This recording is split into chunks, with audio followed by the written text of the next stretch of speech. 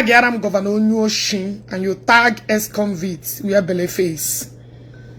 Please, Governor Onyoshin and wear belly face. Please tag them for me. Share this program as you're joining. And also tag Akwokoko, because I'm about to tell him more of the things that he needs to know. Akwa, let me get this thing straight. I am not in any way worrying you.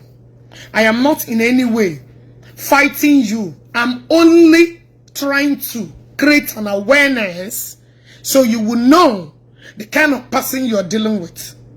I am not trying to war you, baby Oko.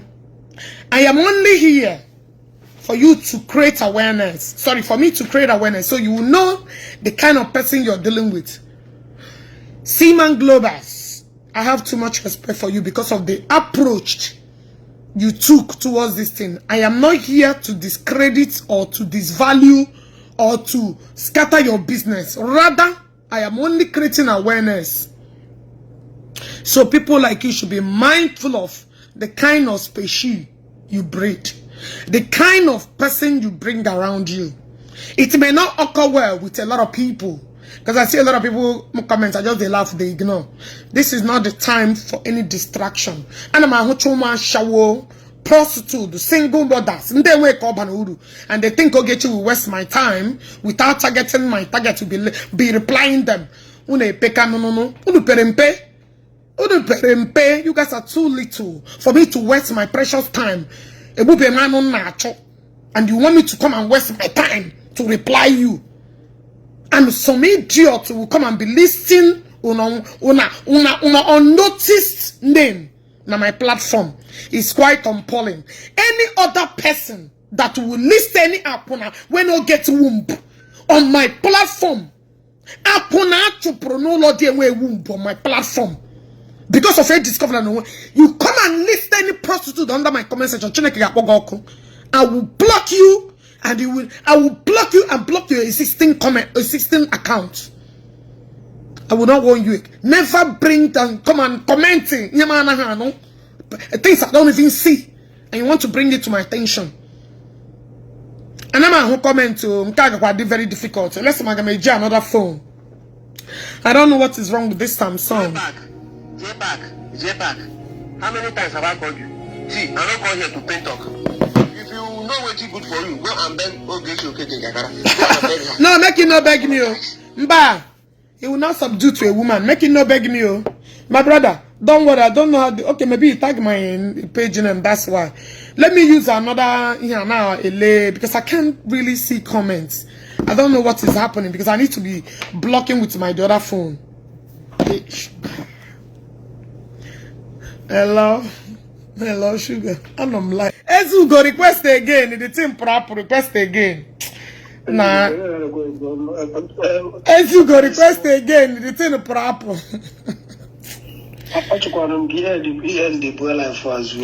When I bring in any dream this weekend, I bring in a super weekend. I slept to man around more than to 4 hours.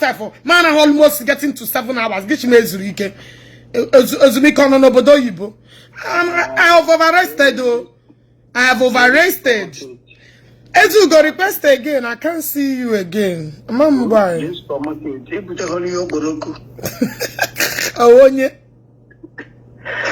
supermarket today go to Boroko. I will get my mobile now. She broke Korea.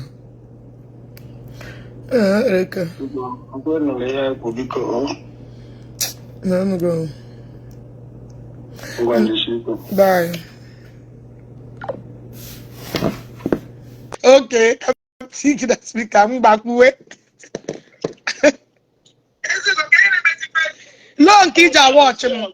Long kids are watching. I go to him first. I'm not going to my blood. My blood. Because I put na line no nya apologo na phone put. Oh sugar. Oh look. I don't get because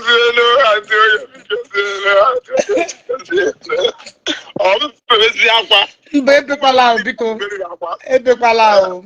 Akimana em na taka phone unu kemgbe. Akimana all these things. I know. Wait, man, all these things now. As I'm gonna under he connect. I know they are no one pick up. After Nanke vocal move, the big hair and the body hair. When Giga make and when Giga make a money here, that person as she who gave me tire mechi. I'm telling you. Antioke, I know my money do because this live broadcast here. Kai will leave Balamo secret to go to the live broadcast for now. Do. Okay, I'm not cheap pilot on here and I'm going to again now. Ezugo.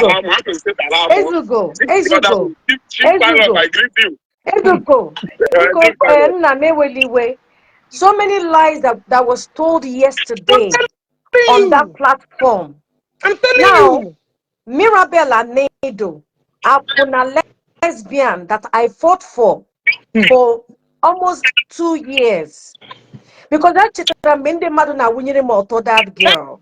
Thank you. I told them that I'm not interested because I was fighting for her. Now, yesterday. Chief pilot,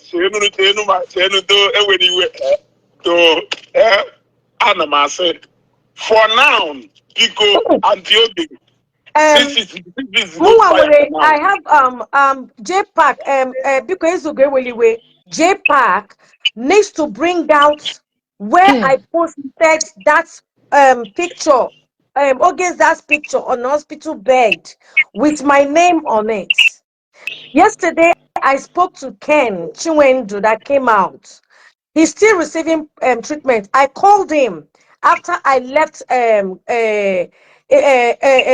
Governor Ezioku's platform, and I asked Ken, how did you get that picture that was posted on Palace of Justice? Ken said he got it from Jpac. I told people that it wasn't Ken that even posted it first.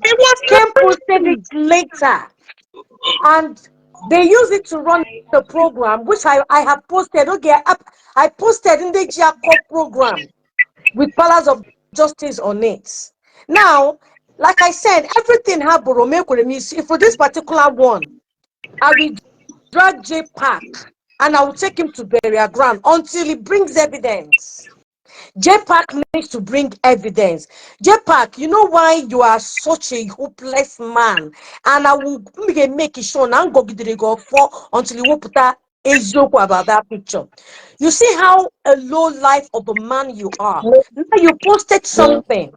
All the things you posted on your platform, where is that picture with Chief Pilot on it? Because everything you have posted on your platform has Chief Pilot from the video that I ran. Okay, now the GoFundMe you posted, let me show people something. I had to take a screenshot and circled it.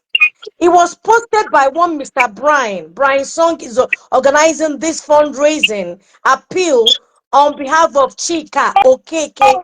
He posted it on his wall? He did. He just posted it. Now I took a screenshot and circled. I want you to him happen. I want you to him happen. Ezugo, I want you to him happen. No, and okay, that guy is a bloody fucking liar. Now, now, if you people go to Ezugo, hold on. Page, Chief Pilot, please. There is another page, right? We're going to clarify something. They have posted that your dad died 2020, May or so. Now, it's a lie because it's stated here 2021, July. So there are so many Timothy C. Okekes on that place. If you don't get the right one, you will miss it. I saw the one they posted that has that he died 2020. It's wrong. Now, Jpac posted this morning, and the dates on it is August 30th, 27, 2021. And Jpac posted this before then, before Ken took it. And then Oge took a screenshot from Jpac's platform. It was when Oge now posted it, I took a screenshot of that with Oge's name on it, and Jpac at the searching engine area. Jpac, ọ bụrụ na iwepụtara ebe Chief Pilot 2 nọ na that picture, Jpac, you will never see good. As long as you put your feet on the ground will judge you. I can actually live here now, go live and go to the burial ground to destroy you. Because London,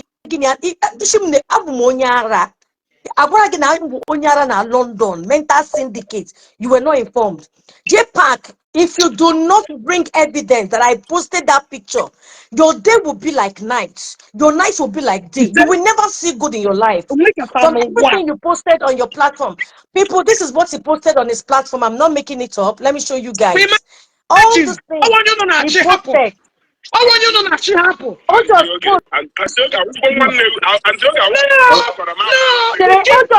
This is it. He just posted it on his platform. He just posted this bullshit, trying to clarify his lies.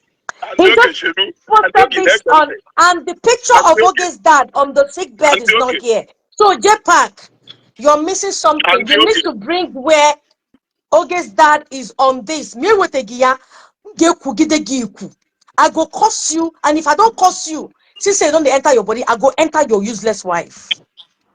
I don't render you useless. I won't enter your useless wife. So that next time when you lie against people, you'll be more careful. Are you listening? Let me chip in something. I just love the courage you have, Sister Ogechi, because I've been following you right from day one. And I have been seeing that you're winning. So, guilty conscience fears no accusation. No. I just love your courage. Thank you. Everything you're saying remains truth, right from day one. Your opponent has nothing to defend, rather to succumb the courage and believe that all you're saying is true. That is what I want him to do. Huh? I am a real and Igbo man. I don't fear to say the truth in the public. I just love your courage. Keep on fighting the justice. Yeah? Thank you, my brother. Thank you so much. Before you go, yesterday, Mirabel and Nado lied that Ogechi roast my children. RIP. That is a big lie. I did not. The person who did that is Adam Messi Emanga. I have the everything they are doing. Even the ones they wrote fortunate and fortunate children. Every platform. The rule that we are two generation here. You're coming out to lie. It shall never be well with you. If you do not come out and say the truth, yesterday. You know, they were lying to that Governor Ezioku, all of them on that platform telling lies. Governor to who? Can I say something? Sorry, sir. Yes, you can say something. Okay.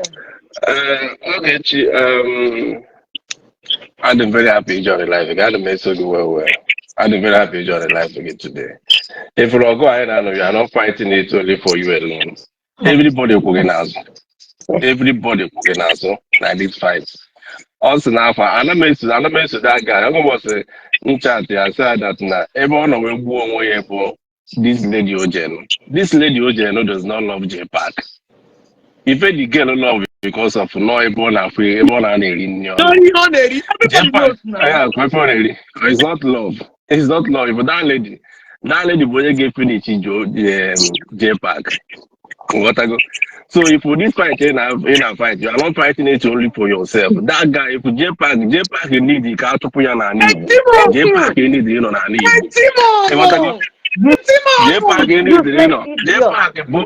Jpac a very useless, a pretender, info governor, and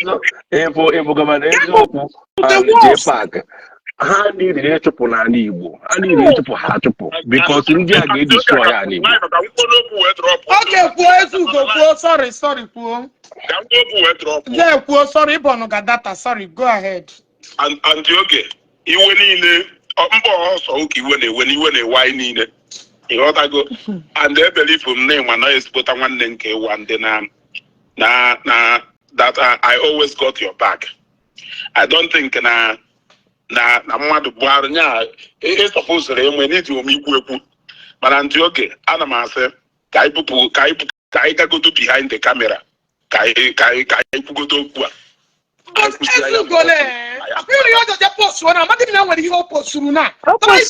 Justify his lies again. Yeah, but this side, you're not Johnny and I get peace security. Yeah, but that side, you're 5 hours ago. Why you guys are doing this to me? No, I don't know why you guys are doing this to me. Antioke chelununu Antioke. I na say ife niile melu from ụtụtụ wee gbadaba n'abalị nyaa wee gaba. Ndị niile a tụrụgodu pending. Let us talk about it now off camera. I pushazia ya ma okwute. I amalụkwasị ife na-eme. Do nwanne m do ọmụ na gwa. My brother Ezugo mekwuru okwu na this comment I make because mekwuru okwu na this comment I make. Ama me na different na-ekwu. If this Jpac ọ bụrụ sọ ma sị gị ka ebido from Jpac ka Jpac pụtagodu makwa ife Jpac drago na Igbo makwa Jpac na ya bụ okwu anyị ọnụ maka ife Jpac ndị Jpac kpugoro na Igbo onye Igbo dịka sị na ama njide nwunye ejide ọnụ ya na-agba fefe ka ife ọzọ enwere mgbe ọrụ Jpac ji anọ nwayọ ka m drọp ka m gbozie ka anyị kwuzie one on one mana ntị oge doo ana m ayọ gị ayọ onye nke bụ ụzọ wee kpọgụ my mind nwere ike na-agwa m ama m na onye my mind na-agwa m ụkpọrọgụ mana biko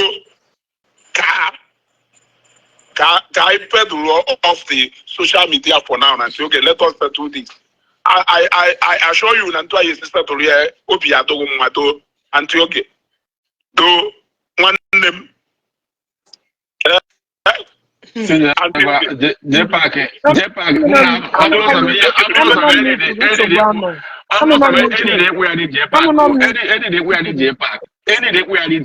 almost nọ na comment aga m aza na m bụ onye ọba na ọ bụ na ọgbazụ kwụsị ije ọba ọkụzọba junction Jpac dịrị ekpugharị small onye dịrị ịgba nkịtị ndị dịrị ka agba Jpac nkịtị that guy abụrụ ezigbo mmadụ that guy bụ a very pig, very use. I'm not the kind of hot dog is now that guy apota. Pig, complete pig. They need to turn you around. And here in the men people who get. I'm going to man support to some people once in them, but this one 100% because it's not only your fight. You are fighting for other people. Other people are very happy with what you are doing because people for Jpac as a very evil person. Nanibo. Very evil. If Jpac, ekpele village Jpac ga-ekpelu Jpac is Jpac ekpata ego. Ọ bụ na Jpac akpatara ego wee ka nka oge enye poison. Ọ bụ na Jpac na village without being a rich person, Jpac enye poison. Jpac is an evil person. Ọ nọ kuke Jpac nwa nọ na village as a poor man. Is going to be an evil man. Very definitely human being. Is going to be an evil man. It's going to be an evil man. They need to Jpac need ka village ebele ko nwe something on them. Obula Jpac enwe phone them. O village gata. Afu mo onye okpo de ka Jpac. Afu mo onye okpo de ka Jpac. Afu mo onye okpo de ka ndị ugbo na ndị ugbo na-eme ọfụma ndị ugbo ji oke na-eme ọfụma mara onye business ma Jpac pụrụ iche na ndị ugbo. Mmadụ sị because ama a lot of ndị ugbo. Mmadụ sị na Jpac bụ onye ugbo mmasị a na-azị kama ọ bụ na Jpac na-atụrụ ime wee bata ụkpọ. Mmasị a na-atụrụ ime ya outside wee bata anụ ụkpọ. Jpac a na-eme ka ndị ụkpọ. Jpac a na-eme ka ndị ụkpọ ọ dị iche n'ebe ndị ụkpọ nọ. Mmadụ sị na Jpac bụ onye ugbo nsị a na-asị. Jpac adọrọ ka nwoke. Jpac adọrọ ka nwoke sị na nwoke a bụ na anụkpọ ka a mụrụ ya. Esezikwa na mmiri a mụrụ ya n'ụlọ wee kpụrụ ya wee bịa ije eji. Maybe because all the different to even na afụ na ndị ụkpọ. Nwoke na-ebibu onye ife ka nwaanyị. Onye ekwugwu na-ekwupụ ka nwaanyị. Onwere ebe o bilọngụrụ. Ebe o bilọngụ bụ ebe na-ayasa ayasa. When I say Jpac but able to do your side thing, or your side the place. On our Kunezuku, everyone I cool will never gabo, everyone gabo to us go and what they go. On our Kunezuku. Look at this guy. Look at this guy, but now this guy put out from prison. This palace of justice. Oh, you know, run Fine. fast. But Maybe a video. Because Video conference. yesterday I put the guy Ken money akuru. So apparently on I watch it immediately for actually watching.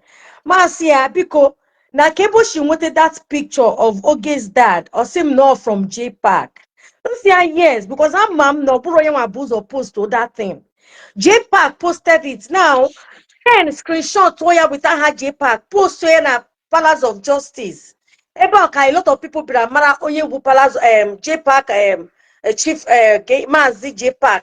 That was how people got to know this guy. Omonye Maya and Michakwa Omonye did that thing called program. That's Oge's dad. That's why I took a screenshot this morning. Somebody used it and I posted it on my platform. Onye Chiako program, you will Palace of Justice not there. So I had to take a screenshot. I get the useless Jpac. This was when real talk with this thing, Jpac program. If you go to my page, you will see Palace of Justice. Now, Palace of Justice took it from Jpac. That is why I went to take screenshots and people's comments. You will see Oge's dad, you will see Prince Ebuchere, you will see Prince and his wife. Maybe tinye channel Ogechi a picture Papa Ogechi, tinye picture Papa ya, tinye the Ebucheres with a casket. Now, the day this lady was running this program was on the 7th of November. I took the screenshot of that live video, 2021. Now, this thing came out in August.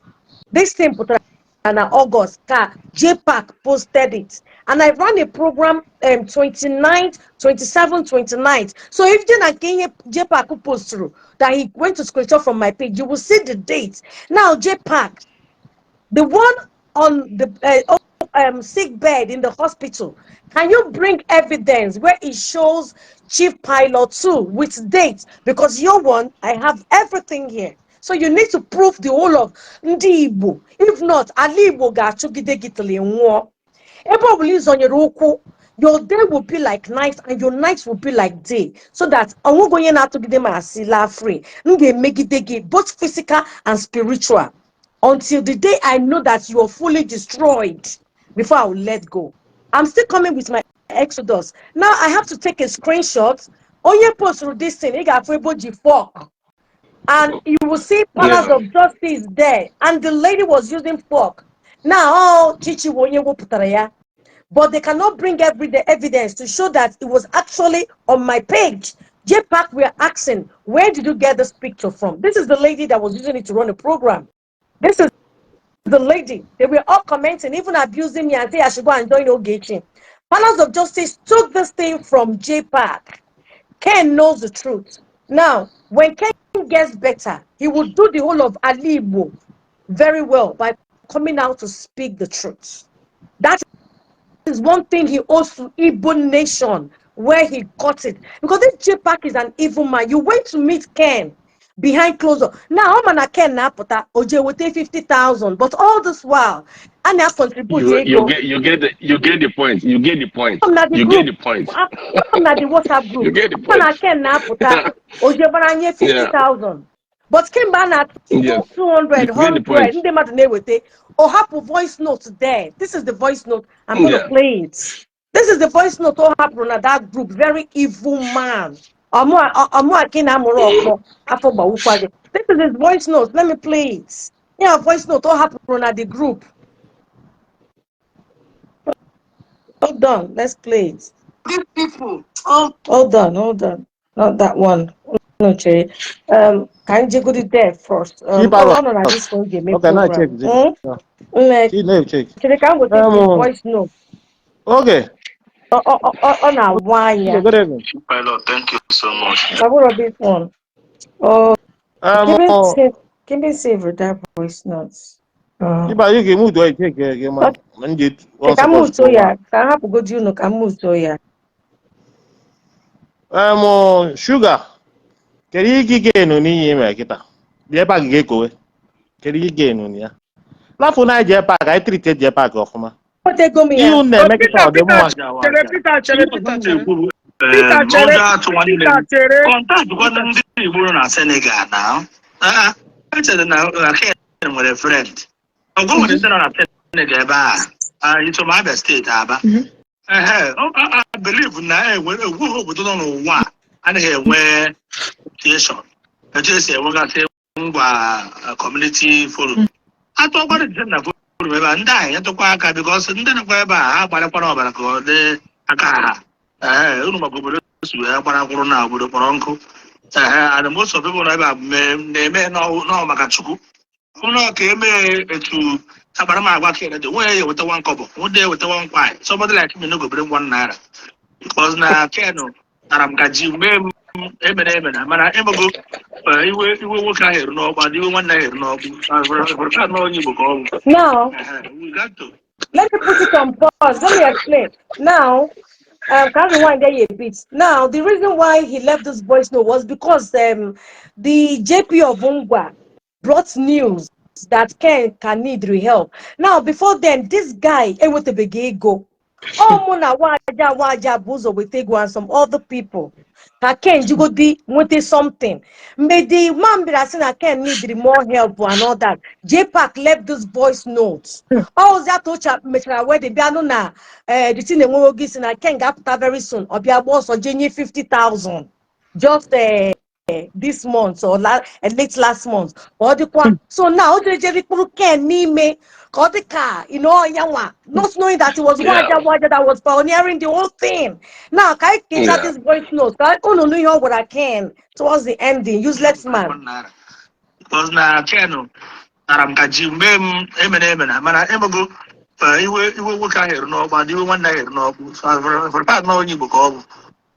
We got to the brothers keeper ndị na-ara asịcha ride on nwere ha ndị na-agbafụsicha na nwere onye were nke mara nwere ekwere weta kọmpọ penny maọbụ afọ ma ọ tọrọ ma ndị niile ha niile nwere ekwere ba ndị na-adachi 30,050 na social media onwe wetawuru 10,000 si ya were goriri ihe niile ọ dị ndị niile o mejọrọ most people not ebe ọbụta ndị China gbara wọ mana ha gbapụtakwara nnukwu adịtịrị n'isi na-ehe bụkwa so e nwere difference na Aba ndị Aba Union na Senegal let them do their own jee na ndị nkwara ebe a ọbụ ha nwaanyị bụ lọya abụ ha nwaanyị eje gbapụta Ken.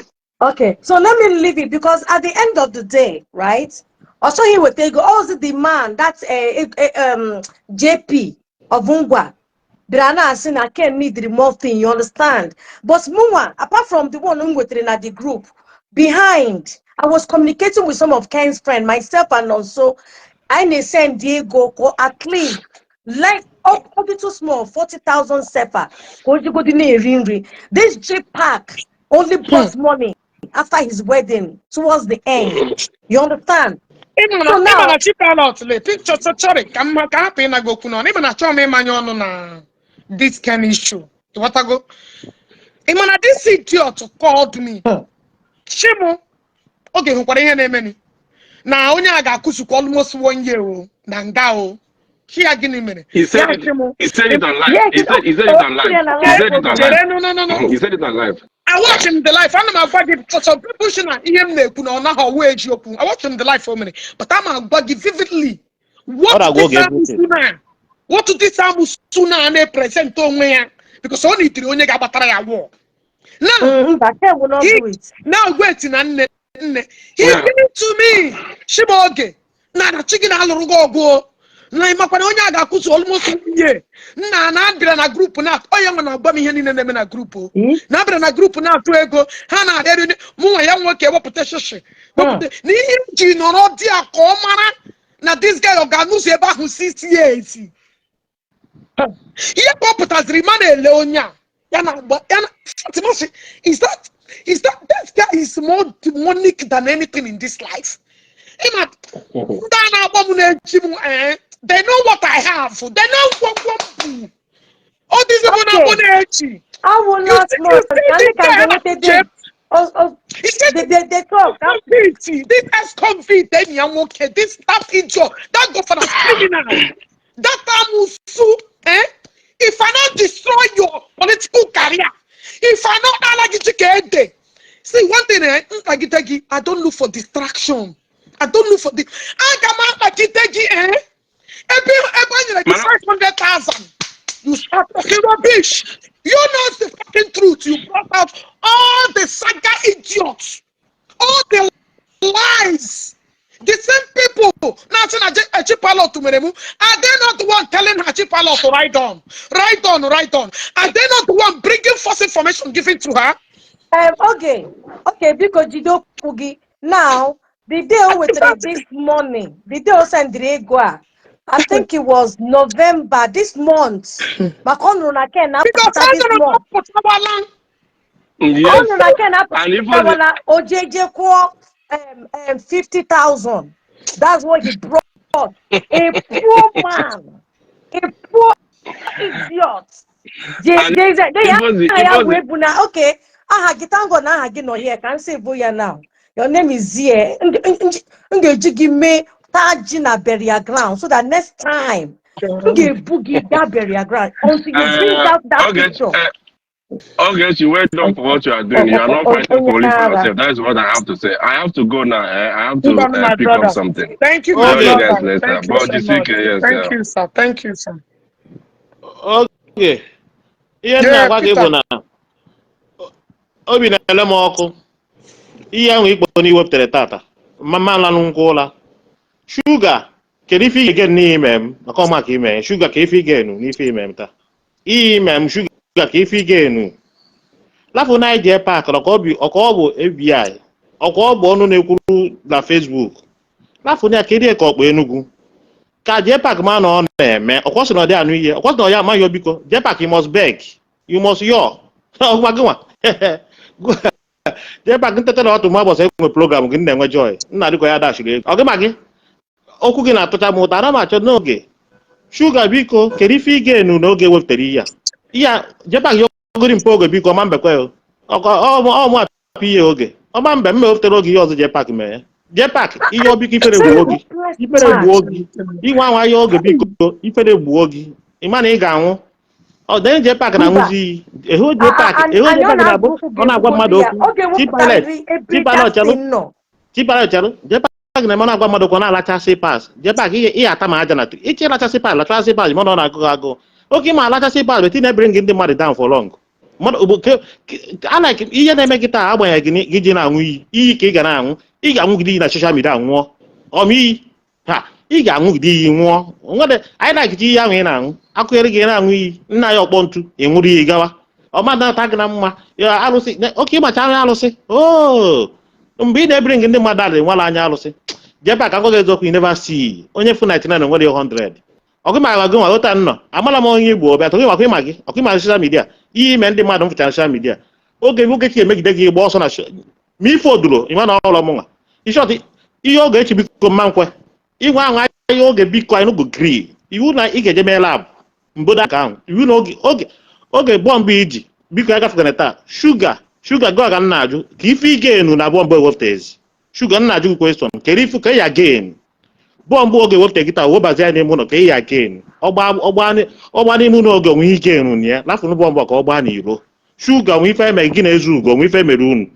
shuga na-ezu ugo nwe ife mere unu na ka ntị unu na-ekpere m unu ama nnakwa ije m bọsọ na oge ga na-eme program ndị ọ ga-akpọ oge fonu ọ ga-anyụ dade aka ikpe na oge fonu ga-abụ ọnụ lafụ na anyị Jpac chukwu na-ejigozi anyị ndị Jpac enyere anyị free chukwu nyere anyị n'efu anyị ga-eji Jpac na-eri nri unu abịaba nọchere anyị Jpac abụrụ anyị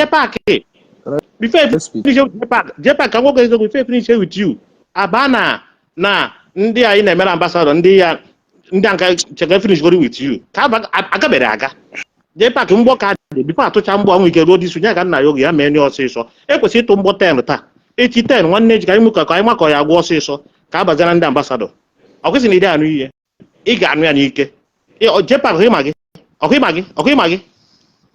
ọ dịghị m afọ ebe a na-ekwu okwu gị mara bebe ihe na-ewute m ebe ị nọ dị ihe mere ndị mmadụ na soshal midia ọ ka na-ewute m maka ama m ndị mechi ihe na-enwere ihe ha mee gị Chioma anọ na Italy o nwere ife nwaanyị a mee gị ịdọcha nwaanyị a dọọ ụmụ ya niile dọdie ịdọcha ya si na ọ na-amụ ka ọkụkọ ịnụgokọ nwaanyị bịa mụọ ọnụ agwana fine blood ju nwaanyị ahụ afọ bịa mụọ na-amụ ọnụ ya ka mụ ka ọkụkọ ọkụkpụrụ nke afọ ịmụbekwe ị na-akọ ọnụ ime ị na-ekwu ihe bụ ọnụ gị na-agụ asọ mmiri ọnụ awaka ọnụ a na-eme gị ị na-agụ asọ mmiri gosi asọ mmiri akọọlụ gị aka iwere followers naba iche na followers ka ọ be ọkịma na ọ ga-atọ ọnụrụ gị ọtọnụgolu gị onye gị na-eme ka ihe dị smart karịa gị ọ ma ihe karịa gị nwaanyị nyen ka ọ na sirapụ shuga ka ife ị na-egen shuga mma like ihe ime gị na-ezu ugo mkpere unu ekpere gị na-asị na m ekpere unu amụkara ebe m gaje ekpere unu ekpere shuga lapụkanụ mmadụ aka na soshal midia n'oge na-achụ mmadụ BP with Jpac oge weta BP ọ chụọ m free na njewere onwe m na makwụnye ụgwọ gị shuga na Jpac unu ebodozi aka n'oge ama mmihe taa unu oge Jpac gbana taa ma gbana n'ụtụtụ echi mark my word ọ gbana taa inu go tomorrow ọkwa Jpac yọọ biko taa oge Jpac yọọ biko taa iwekwana ya gwa ụbọchị ọ ga-abịa yọọ biko with condition o mechaa test ikie ọyọzia biko nene condition bikie agala ama nwunye a ga-emezuche niile achọ Jpac ọgụsi na ide anụ ihe ọkwa nwunye gị idufute nwunye gị na egwu ụmụ nwaanyị ikere yi yunifọm ọkwa eme yi yunifọm gị na nwunye ga-agbatị ọkpa na ihe adịgolo nnọọ mma ihe a ọ na-aba gị arụ Jpac gị masaga direct entry ka a na-akụ gị ya direct entry ife a na-akụ gị ihe ọ na-atọ m ibi na agbacha gị saga nna ala ụlọ na-abụ abụ ihe a na-eme gị ọ ka ịmara ihe anyị na-eme ndị ọzọ ịmara ife anyị na-eme ndị ọzọ ka o si adị ọkwa emewe gị ime eme ma ndị dibịa n'ọrụ onwe onye dibịa n'ọrụ onwe ife ome gị nwatakịrị a n'afọ ọjọọ nwere accident onwe ife ome gị gwanụ m onye ibutebe Chika blọk ka Chika kị onwe ife ome gị gwanụ m onye ibutebe gwanụ m onye ịkọtabe ike na-ekwu kpọfụta ndị taa ụtụ a mụ kere afọ anụmanụ a kere afọ okongwu dibịa kọndishọn ya adịrọ mma na-egosi mmadụ ebe ọ ya agwọ ọgwụ mana kọndishọn ya adịrọ mma ime ebutacha ndị taatụ ị na-enwe ndị taatụ ndị na-amadị ekwu okwu sef ezi igbopụta ha ị na-egbopụta ha bịa kwuo n'okwu dịka ha na-ekwuka ọbọgọ na anya ụsụ ọkụkọ na anya ụsụ na ọbọgọ travel na ha na-ekwuka na agba ha nkịtị ha kwuo nunu dịka ha na-ekwuka na anya Jpac ka nweghị eziokwu Jpac ịma gị nwa diwa ma ị bịarakwa na soshal midia mma nlafụ gị ọsọ gị ibe n'ime ụlọ maka ma na ị na-ebe n'ime ụlọ ụnyaahụ ịlala ụlọ ụnyaahụ ama na ị nwere egbu ken ị gakwuruzie ken denye 100,000 ụnyaahụ ka ị na-enyere 100,000 abịa ọgụba gị nwa Jpac dee ka ngwakwa gị oke nwu n'ime akpa rice obi aṅụrị igbu ya emechaa gị ya na trip a ịpụta na social media mmadụ ya business matters a lot ịbụ imego ndị mmadụ ihe ka a ga-esi mee gị so oge echi biko bụọ mbọ iji biko ya gbakọna n'ime ụlọ gị kama wepụta ịtọ ọ na-enwe nke ikwupego ekwupe kama ọ ga-agba n'ime ụlọ gị wepụtara anyị ịtọ n'ilo ka anyị were naba ụla maka onwere ihe ị ga-ege n'iwe bụ onwe ike n'oge na iji bọ mba afụta were ya baa n'ime ụlọ gị gwa m ife ige n'oge echi nye na anyị ịbụọ ịtọ ka anyị were nabanụ biko ọgwọdụ nke akwa ọkụkọ a wepụtara anyị ịbụọ na nke akwa biko n'oge esekpụ m ana na-ayọ gị ekpere niile m mechara na m n'iyi oge onwe ife mme gị oge ga-afụ mgbanwee oge wepụta na ịbụọ mba ịbụọ oge biko oge nene ikpere m na oge biko oge imekwa m ihe ọma ndịkwa mma oge nne m bebi chukwu ị ga-afụzi mgbanwe arụkwa m na ịdị agbanwe ịfụzikwa mgbanwe ọdụ ọkwa mma wepụta na ịbọ mba ịbụọ ngwanezi anaghị ofu oge adụrọ m anya ukwu nye m ofu mkpụrụ nyere m ofu nụnụ biko ka m chewegoro gị ọ dị nyere m ofu mma mgbe alụ gị ma inyere m ofu dabisi chọrọ ka m lala ụla taa ọkwa ife nchọrọ ikwu ịma 2019 2020 2021 2022 o nwere mgbe oge pụtara si na a certain woman gburu nna di ya because oge was saying it with mouth people thought she was lying until oge kept that secret until that person push oge na played the voice ịma na-ele this useless Jpac ọnụ ya dịka ọnụ whistle ọnụ ebe ọ na-asị they go dey say oge bring proof oge echi ugbu a when voice notes go start to dey fly they go say oge wicked voice note da-adọ anya ka nna ya biko voice note da ebe a voice note da-adọ chichi voice note da-adọ oge ma nke nna ya play nyere m ka m malala ụla oge nwere ife ị ga-ege na iwere ya baa ọ bụ igen na ya Chuga kere ife igenu gị na-ezu ugo kere ihe ngenu gị na-ezu ugo Chuga na-ezu hapụ ya for now But Mamba Alondia. ona not a good more gonna be on naga nga goya that and I took the Mamba mother. Alo. Mamba Alo. Akume ezugo na sugar. Mamba Alone. Oge wepụtara ịbụọ mamba Alone na abụ. Ihe mmemta echeta ebewe. Nna-eche oge eche nwe program nnọ oge abata nlapụ ihe niile na-agba. Onye ji m ụgwọ nakwa. Oge onye ji m ụgwọ nakwa ị ga-akwụ m ya. Sugar na ezugo m ga-akwụ m ya. Agbụrụ ya na-ekwutere ya. Nna chọka lafụ ezu Jpac ka Jpac nakwa. Jpac mere onye ọbụla ọgwụ. Onye pụta na-asị lafụ Jpac. Onye unu na-asị lafụ onwe dị mmụọ ka ọ bịa ngwa oge bịa ka ịma na ịkpọ ya na fon na nzuzo sef gịnị ya ga-esetụrụ ya. Ihe abụrụ ya na-agbalụ. Beti ị na-eme na ịdị egwu. Ndị mmadụ gị ka nna like. Ndị mmadụ gị ka nna like. Ị ga-eji ifele lose everything. Oge gwa ya ọgwa gị na onwere anything to lose. Oge ada akwụ ụgwọ na social media. Oge nwere ndị ọwa ambassador ha. O nwere anything to lose. Oge nọ n'enyi. with ambassador, she give ambassador again. Oge nọ ọfụma. I should stop this, I should stop that. I don't want to stop what I do. You want to go to avoid trouble. I know they do. I know they tomorrow they ambassador game and I walk game and I no. I be home him because when some certain things on them and I'm stuck. You want to go? Want to go? Even my lifestyle, that's it. Common ambassador thing cannot suppress me to do it, not to live such lifestyle. I'm education have Bruno Kawano at home. Come and be my support to work it. That's already interested. Onya ajuru ya na nke ex-convict that dry oporoko that make one bastard idiot. In fact, kelenu Chineke na ndị na-akpọ m. In fact, I just don't know my phone yesterday because disrespect. I'm not disrespecting it because the people, the calibers that are calling me, they can make disrespect. There are people that I respect so much. You want to go? But the thing is, when I am to replay yesterday, ex-convict, okay. Now you demons, on a saga. Ndahu were a lot for Hane. My members are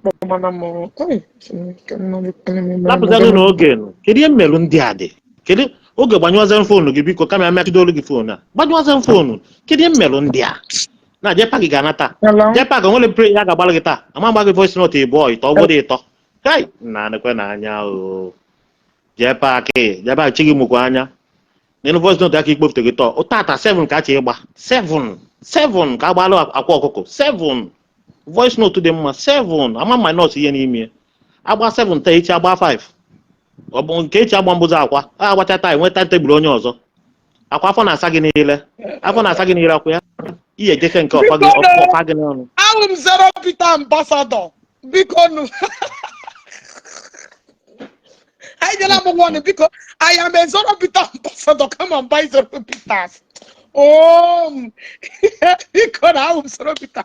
Now let boss ma bola bana member because I am a Zero because go and buy your Zero Peter because go and buy your Zero Peter. This Jpac, this Jpac. Let him. Okay, because Peter.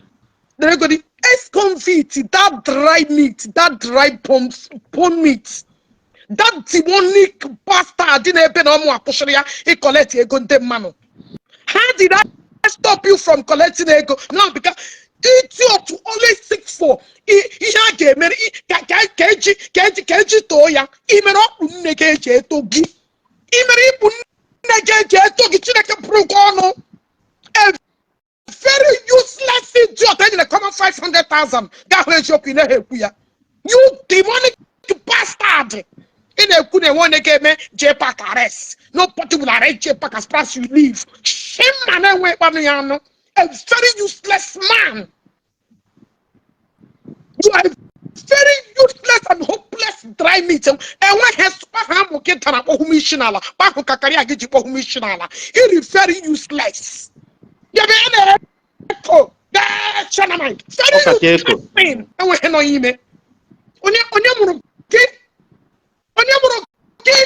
And then dash from a poor righteous family. Do that. Because Jpac will many ammo. He said, Emma, too much, whatever spam, guy brain. He is a fool. That's why you only need those his contacts. They told you this. Contact record. In a quarter, this animal. Nihu ako. He put us there because only like one little money. A common failure that could not win common chairman in NATO and on as a senate next year. Oh my that deep Sragaka anointing. He will senate tomorrow. Senate, go. That's one first son of Zion. That idiot MC. That idiot. That idiot. A very hopeless. Oh, Mona when they move. I could not they call me. That hopeless thing. And about MC and Apoya. I should never give back. You are very hopeless. Someone keep again chicken out to Joloko. Whenever they speak ill against daddy, Jpac will sit down there and start laughing because of culture. You are very hopeless thing. You are just useless. You run into the middle of people that vow to. They support to Rutela when they want to slaughter daddy. All of them shared the Udela page. Came up to judge me.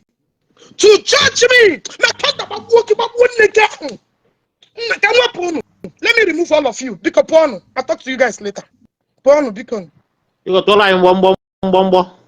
To lie in bomb. A very hopeless idiot. A one idiot. Like the blind, you did not witness what happened on this blue app. You did not fucking witness it.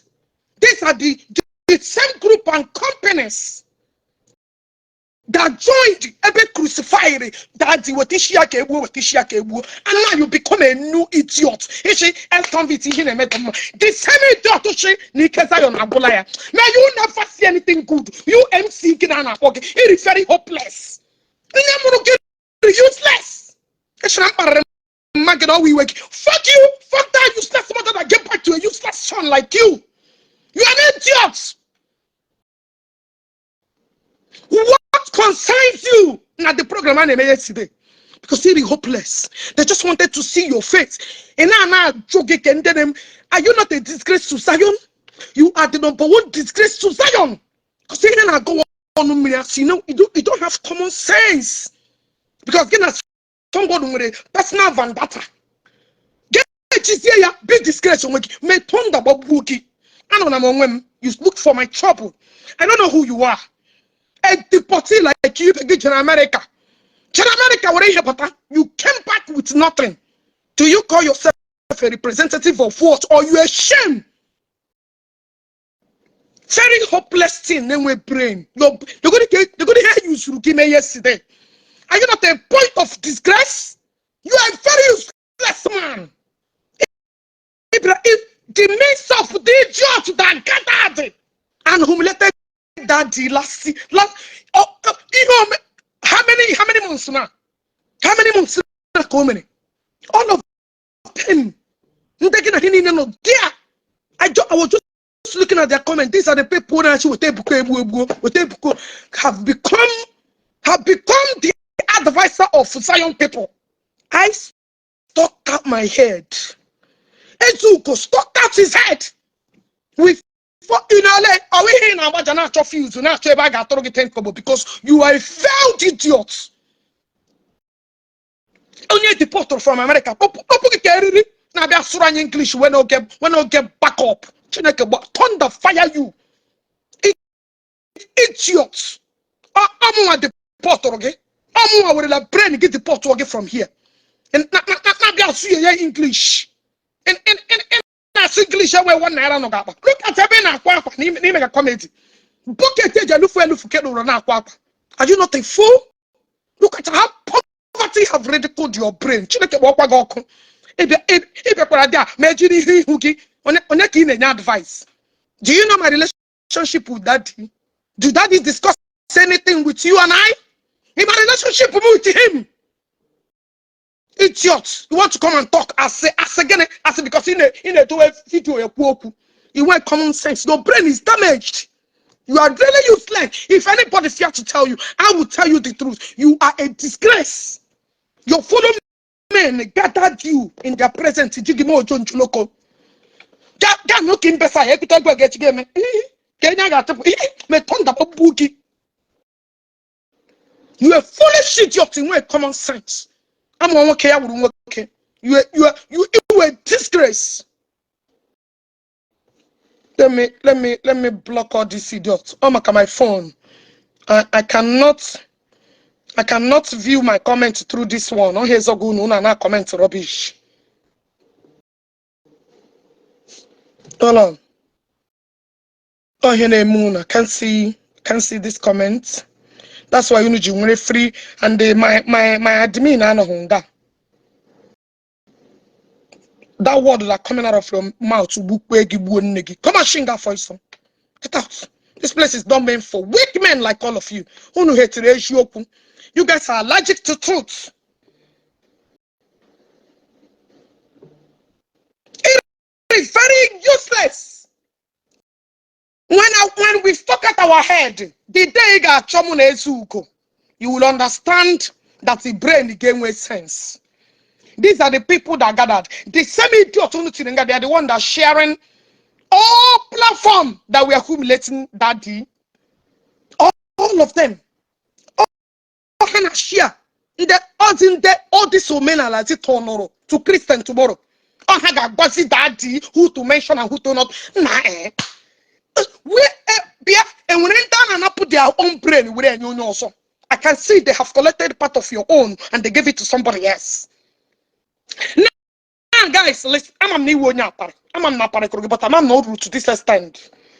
I'm not parekorogi, but I'm not rude this extent that they nobody like ex-convicts and did you to Jpac spam which is scatter from me who now soon it cannot fire for the ordinary.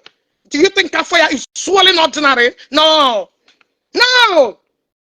it's not ordinary. Ndala. In a bed sitting, who are you interviewing on my behalf? I'm working about with all those useless ex-convicts with it. Are you not in the group with them? Are you not sharing our women nude 30,000 with them? Are they not your member? Ngaka, hello, where are you? Come and join me. Organize useless program. Organize useless program. Even with the audacity to mention my name that I can join you. May God to seal it for the rest of your life. May irega who that be surely would allow you to give one. May you give a prime. May you never see anything good in your life. Even with the audacity, mention me to join which platform? Excuse me, which platform did you mention yesterday? Get that I hate with passion. You. Now I'm joining again. A demon like you that he would show you and you want look at anybody around me to even contribute to issue that get related to that Shonya our nation I bury may turn about working. You brought all this prostitute, all these criminals that did my mother their life for obituary. That is Jpac not among them? Let Jpac to swear that if he was among those that did my mother into obituary, now the support of that thing in that time, let him come and swear. Let's see how honest he is. Is he not among them? Is he not a member of it? Didn't he support it? Add them into a obituary nishim. Add them into a member obituary. And you know, Ogechi should not cry.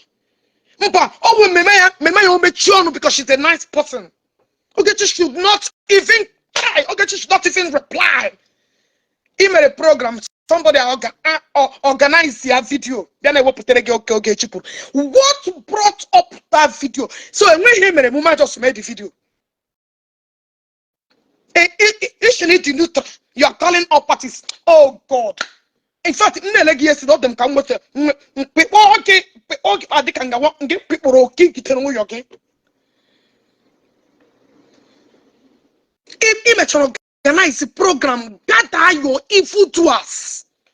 This is my right man, is calling. He knows about this. All of you guys are bunch of all of you that called that day. Imagine in Tomenala. Imagine all of them. Imagine all of them that gathered and followed Matthias to share what he shared with Kopi. Imagine all of them gathered to one place. Now, Koeri. Una wall on your Jpac because you guys could not get me, right? Una, do you think Jpac like none of them likes you? Because how many woman Ogechi is anything they will pro Ogechi. Any day I switch to support them, you will see that all those things Hamega. That's what they are looking to have me. And when also these demons, these frustrated demons that will lead you to hell, they will litter you. Tomorrow they will come and pretend to be good. Now Jpac, ex-convict asked you yesterday. Shige namona gone se buoku. And the one caller too asked you yesterday. Namona gone se buoku before. Get post on my daddy. Get now that I lost a lot of your videos, man. But thank God that won. Let's play that video. Camera, Motela, Ebawaram war, Moteli criticize or anything I'm doing. Which I'm gonna get the number. Right? You know, I posted the video yesterday. People don't know the reason. They are saying it's a good advice. This is a good but I begin to wonder. You gave a good advice, but you went and carry a shower. You went and picked up a shower in a club lawyer. You went and picked up a woman in a Piabaragoto. A woman in Ebaragoto gave the echo. Gabanin post name advice called the but a program that I was doing to match make our people. But he had a hook up. But so now I say okay, Facebook I'll be fine my fault on a hook up. And you used to see your terms matchmaking. Me make a program to match make people. Na giga about a woman and about a man auto. That kind of was up name advice to stop. Now, go on advice I need you even condemn people na galos. You see how demonic you are. That means you don't regard nobody. Pretend that video signified a lot. This video I'm about to play now, it signifies how evil you are. It signifies that you are a hypocritical idiot. It signifies that you are not meant to be trusted. Yeah, we be done. I'm a NGO, game organize the people. And then I comment, you bring them into your WhatsApp share. Now here's Sozilamo. You started everything war. Okay, we're a criminal. Okay, NGO. Yeah, man, where is that your NGO now? You know, people don't know that as soon as you pre NGO, you went also and register for NGO. Oh, me no do. This your useless character. So people be blame Ogechi. Man, actually, and when when you start attack many videos, man, them animal other ones, man, them somebody share matchmaking on your land. The content I brought on Facebook is here feed many people.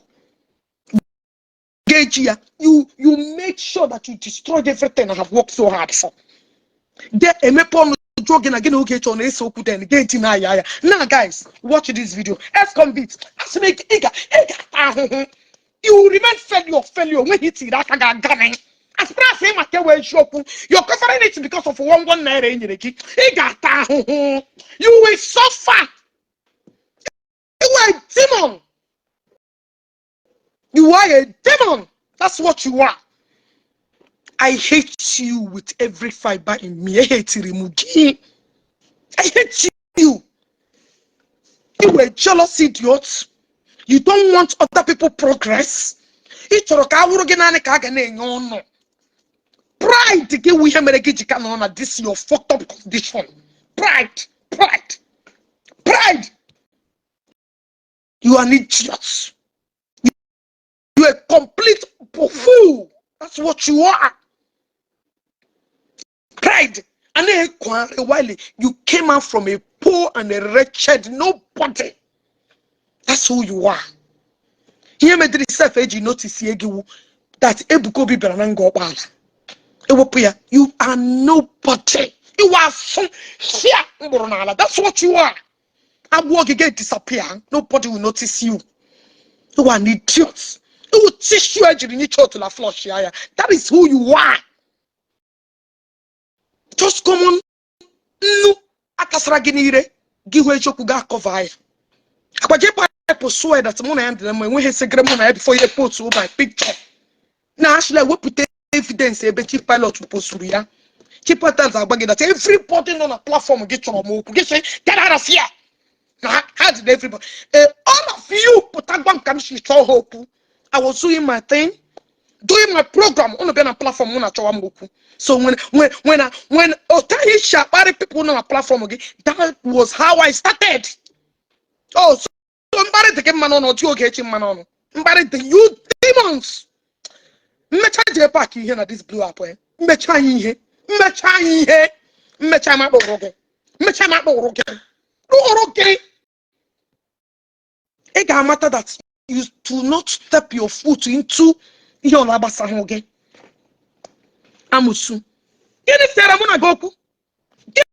Any ceremony your demonic lifestyle oku. Nam shige happen your brother. Happen one guata sisia. That was my problem. Leave one guata. Walk peacefully.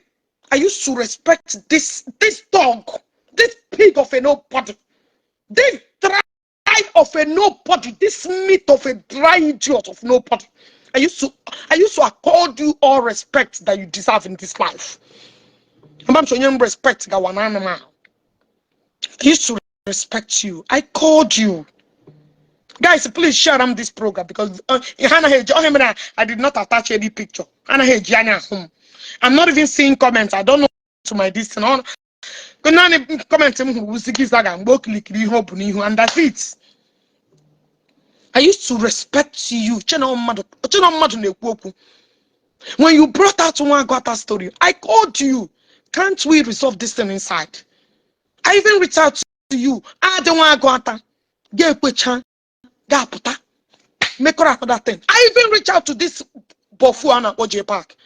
Oh no, okay. What is going on? Is it not my offense where you are? Oh, my offense where you're dumbass man. And when I someone like Konemunagi, she or one Yakubu one day so can see pitch each or appreciate him. A demon the preaching peace. Like I don't know who you are. You and Jpac connived to destroy this young man's business. And where you name it for him? Because of Gene, no, echo. Can you echo? That was a question. And when I call land, you lots. I can't go to more. I can't okay, I am giving these people money. He never did. All some boku put our actual gate. Send the word sleep where come near these people. Yeah, eh? Mjumazakushi, or 1 million RMM. When I channel get I'm Diego. Or 1 million RMM get him. And yesterday, and you know, million or Koromoko. Can't you? You know me area. And when I get any one cat, here I'm area. I will pay me collect million. Come when I go by force. Popular. That was the problem. Una connect ya Jpac ne agwara na nka akụkọ iri chanato kuna akụzayon on ga nke gba chana lawie ga ke gba chana lawie next time onye maturity when onye na akpọ ya onye jishi some people say I want to marry a matured woman. Maturity when things are no longer moving, you move on. When you can age, you move on. You move on. That's what you call maturity. Some things are left not to be said. I told me, but when you reminded him old wounds. Old wounds to Jpac. You reminded me old wounds. You were Timon. Oh, him and Shima Pogi Anoba. Keep it on me. That's it. Jpac is a bitch. That in you na apple shit. Came attack on shafu. Thunder, babu ex-convict, babu all those useless men, those drunkards, and those deportees, and whole life to write home about. Demons, she from pit of hells, put her from this earth. Guys, watch out this video I'm about to play now. Jusiara Jpac share video what do na when did he start fighting me? When I know nothing about this guy, Ajoya or fight man before post where did you because he's a bloody smoking demonic liar. Chineke ga oko ndala. Look at you look this guy no. Coach what you're going to say. Hey, you're not the one that posted it. Oh, you got it from Jpac. Thank God Jpac is still alive. Watch out this video. Watch out. Don't know him. And her last. I'm not going to say we're breaking of homes. I'm about 2-3 months a break a home because no relationship, no. Excellent Vita. You know how young Jpac. You know how young got here. Joya video how many years ago? You know how young Jpac is looking here. Joya, she video man. It's quite unfortunate that my phone load through a majority of his video. Just that I posted this one on one of my page. I posted this one on one of my pages. Only minute I was able to capture this one. George Jpac share many videos against me. One before ye bito bama mo. Upon no jira deny yesterday. Ejioku kam je destroy Jpac you. True to come get destroy here. True to my ex-convict. I am just destroy you.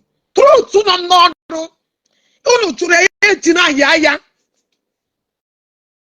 Tina yaya na muna head na all of you demons denied it na muna head na while this demon has been worrying me na to get them ashe and when mama onyowo yeah to help pick a video me destroyer everything that I was doing until you guys start fixing things. This guy make sure if I'm game and this blew up he only na compose a video I get ya that unu kocho na labo. But tomorrow about drop ya another one. Na share. Ya na ga fire. Unu na comment section and there's no need of replying unu. Show one frustration unu. But me here on sorrow unu. That is my business. I don't give a fuck. To do another pump. Ya na ga Egypt story. Opuripu. Or too long. Or ka share America Jama Nigeria. Ntala. Bunch of idiots. Unu ga-akụwa ta ihe chi ebela akwa. Unu ga-akụ a child ihe chukwu ebu child ebela akwa because I want ndala. Online, and her last. I'm not going to say we're breaking of homes. I'm about 2-3 months a break a home because no relationship, no courtship, no communication. You don't know the person character. You know why? Fly ya down to an Igbo. You fly ya down to an Igbo. You get area Rugana. All more also be a babysitter, through Facebook. Fly down. I'm going to follow online. You like here. Fly down, but up there, Trace, then the name. Man, when you are both soup.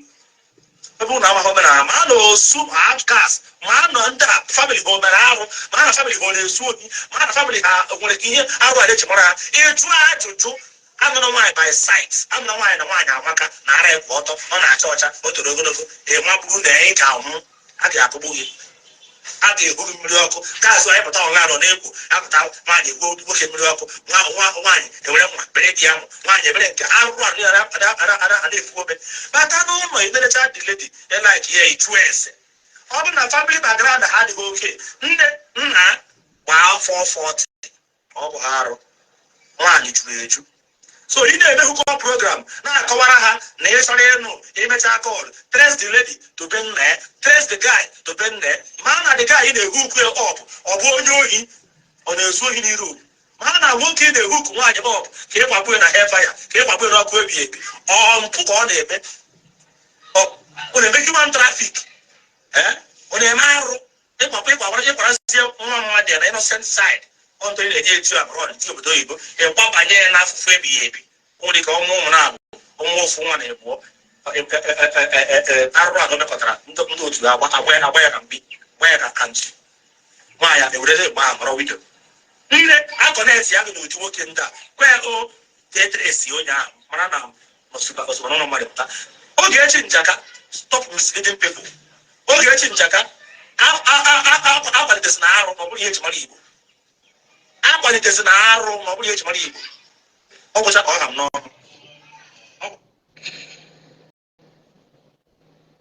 I thought it was face no. Those of you, she just Jpac mona ya dị na mma. Akwa nore ebe ọsho oge chi njaka na m emezila arụ. Ihe would the easiest one o mere ebe m no. Here would the low, in fact, nke a dị go the fair. And when this guy agba from no na this blue app. And when this guy agba from no na this Facebook. Just that. Mgbe Chineke chọrọ ịkpọ mmadụ ọkụ. That's my phone. Mgbe I may use that time iPhone 6. iPhone 6 can they use? A man didn't make it. No, that phone mini. I don't have the info. I don't have that phone anymore. The phone is destroyer. I got a series of videos. My father come down with a video about my father. I don't know how young God here. But don't Joria, that's about the way in the ceremony. The work in the ceremony. Timona, a point sua. Because soon I galaga coach here you hoge, Puchonu nuke poya. Yem de kwa life ye me. Something that's in their life ye me. In my end, if you start Facebook on time, oh no, sorry, if you start Facebook newly, ne meri hegi. Only olana bagawa in with the account AJ swing. So more than notification ya beri get what there. Yes. That was what I was doing when I name me here. But I was keeping calm because I don't know nothing. Mama bem shabata by a war. Yaben my fendi efe Igbo. Yana some Igbo men who are tie here and they follow ya. I don't know a wall because I made tell you when I'm way reply. I ask oh, you need a kurabata way shoku. Njene kurabata way shoku. But they will not know that they will hear them when I was Shibaramum Jilia. Nobody see that one. They have judged you already. Onya make it to an extent. Start thinking about my family background. Start thinking about my family background. Etibe pamunala. Elibe family. Ye bru picture na post wo. Nde nganka ken shiri nwete ya. Nganko that people shiri nwete ya. Thank God that you allow to reach out to Ken equation. That is nothing but the truth. I jogged yesterday, God, because he wants to deny the truth. You owe my father apology, and you must. It's a must to Jpac. It's I shouldn't get you. You don't owe me no apology. You do not fucking owe me apology. Apology. You want to go? Oh, you gonna drop. You gonna drop. Drop. Mmecha genge making a Facebook. Eh? I when you post here now, examike. In a way, there is no peace. Yesterday you did not sleep. From international saga, you reduce yourself to 0. Join your body card here. Nobody did the same. When it start entering your body, you will start looking for question in Bagana. You know now that is the level you are now.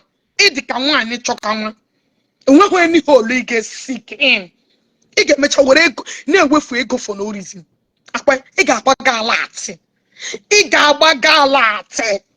Ah, look at where you reduce yourself to.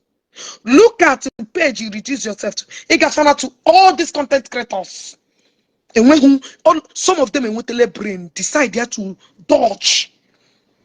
Now, if you would alone wiki, buy a big question here. Because of Ghana, you want to be covering your lies. Mpako.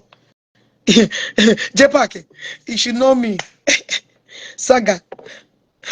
Saga part of me. My baby Saga when they call him now. After you now, make always convict you anything working. Man, oh yeah. Yes, because I'm Kegi soon. I know say your own is almost over with. But I'm gonna very good to before that time will come. And what I go? I'm gonna make it so or just come back when he thinks him to image may slow down because of day or money. Because of for the money, I'm adding you if I make sure you get your good network. Come back let me interrupt with my people. What I go? It's an hour rubbish down gonna esconvity, huh? Esconvity will also round. Look, come many more. I'm for you. When Mamma every time Mamma is worshiping pain. More long than Mamma get even on a naked. Chineke Orogan Hawk. Ndala. Check your network is doing adding. And I call it. You can request to join. Come walk here. Tell us some she may play this voice. She may play this video. That Anna Coronia Onya na he follow gi. Emakuna before this Facebook I got viral like this. Facebook was a small place. I was the first person to open page. You wanted to use me to chest cloud. If our network will get the bad though, I don't know whether you have another personal account so you can use it to join. Or she failed. I'm adding another person too. Anna Koyeri. Unu who change you because I'll get your wine. You guys want to subdue me. Unu try subdue me. I'm not going to get time. I'm getting a lot of people on time. Until tomorrow, ma be down when it you need to warn. If you did not respect my father, when I want to go panuru. You need to go where you belong because he will demon. Get put on other people, you will not grow. If you did not bring other people down, you will not grow. What kind of a human being are you? You betray others to climb. And people came out to defend you. Come on, church on who frustrated single mothers. Church on who did Chineka one knock. Church on who did name. But church of you guys stop doing no chance. They been no got 30,000. Go and arrest. You can't do. And when all these people you are going for refuge, they can't do shit. They are weak as you guys. It just to release it, your depression there, yes. And what I go?